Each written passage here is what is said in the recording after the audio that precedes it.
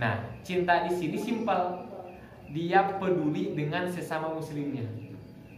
Dan kepeduliannya itu dia salurkan dengan cara yang baik. Misal, kita misalnya ada anak kita nakal. Kita benarkan dia. Nah, itu peduli artinya. Kepedulian itu tidak akan muncul kecuali dari cinta. Kalau kita gak cinta maka akan peduli. Itu ke anak.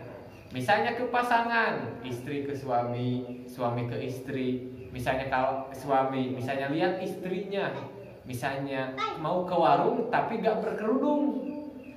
Nah, suami itu harus peduli. Peduli dengan mengingatkan. Nah, kepedulian itu berasal dari cinta. Kalau gak cinta mah buat apa? Biarin aja dia masuk neraka sendiri. Kalau gak peduli. Nah, dibiarin aja kalau gak peduli. Nah. Tuh, misalnya suami. Nah, suami ada yang misalnya tos adan, can ka masjid wae. Nah, ibu teh diingatkeun, Pak gerak ke masjid atau gitunya. Gerak ke masjid. Tong bobo wae gitu. Salat subuh digeringkeun gitu we nya. Salat subuh digeringkeun eta teh peduli. Dan kepedulian eta berasal dari cinta. Gak cinta mah gak akan mungkin diingetin. Nah, cinta eta cinta yang menghasilkan kepedulian. Jadi ibu mengingatkan suami mengingatkan istri, mengingatkan teman, misalnya mengingatkan anak, mengingatkan tetangga. Nah, misalnya sekarang ada orang yang suka ngomongin orang lain. Apa bahasa Arabnya ghibah. Kalau bahasa Indonesianya apa? Menggunjing ya Bu. Kalau bahasa Sundana naon? Nah, ngagosipnya. Aya nu ngagosip, tamu nu ngagosip teh eta teh sedang menyuguhkan ke ibu teh nu ngagosip teh. Misalna aya datang ibu si Ece datang ke ibu. Eta teh nuju nyuguhan nu ngagosip teh. Nyuguhan naon? Nyuguhan bangkai. Soalna cek Rasulullah naon? Di Al-Qur'an juga disebutkan barang orang yang membicarakan keburukan orang lain itu sama seperti kita memakan bangkai saudara kita yang sudah mati. Nah, jadi ada yang datang ke ibu nyuguhan bangkai, ku ibu dimakan wan, ditolak atau dibanting bangkaina gitu. Bakal tersinggung ibu bakal tersinggung. Ayo nyuguhan bangkai ke rumah ibu datang, bakal tersinggung ibu. Bakal ditolak ku ibu teh. Bakal amak malahan ibu teh. Nah, eta sami ngagosip tah. Ku ibu teh diingetkeun. Ceu, tah lamun misalnya diingetkeun langsung kan sok tara ieu nya. Ceu atuh ngomongkeun batu, abang udah bener cenah gitu. Justru eta gibah teh. Danya. Justru eta gibah teh. Lamun eta nu dicarioskeun teu leres, berarti naon namina? Fitnah. Justru gibah teh nu leres. Nah, berarti ibu ngangetrik. Tiasa trikna bahas judul lain. Misalnya judul lain namanya kira-kira judul keur viral di TV misalnya. Tapi nu keur viral di TV ge gosipnya mah terus. Lalajoan orang gosip sadayana ieu mah aduh kumaha. Setiap hari memakai bangkai astagfirullah. Semoga Allah mengampuni kita semua. Nah, makanya tuh kita mah alhamdulillah ya segini juga minimal saat kita membicarakan orang kita merasa dosa itu minimal gitu. Kalau ngaji mah nu teu ngaos mah lalu ngomongkan orang oke mau ngerasa dosa. Dan teu apal ya. Duka teu apal, duka emang sombong teu ngerasa dosa. Biasa. Tah kita mah yang menuntut ilmu minimal paling tidak kalau belum bisa menghilangkan kan jadi kebiasaannya belum bisa menghilangkan minimal merasa dosa. Misalnya udah ngomongin orang ingat, aduh tadi teh ngaos, nah minimal kayak astagfirullah.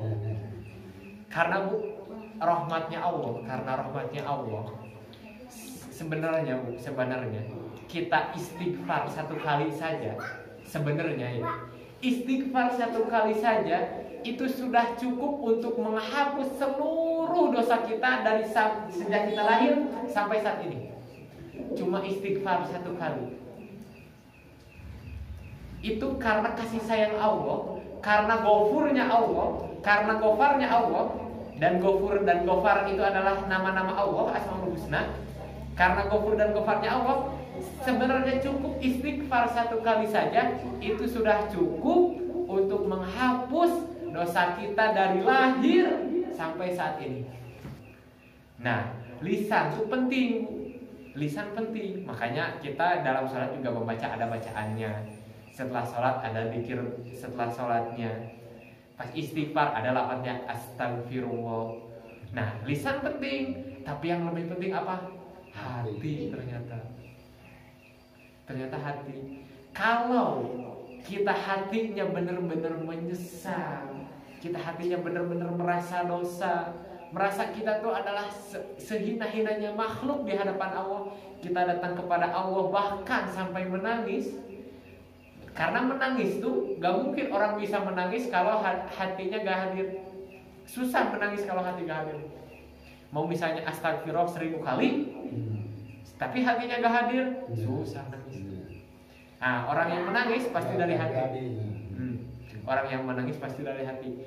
Nah, kalau hati udah hadir, sebenarnya lisan cukup satu kali astagfirullahaladzim. Dengan maha pengampunnya Allah, itu diampuni bisa semua dosa kita.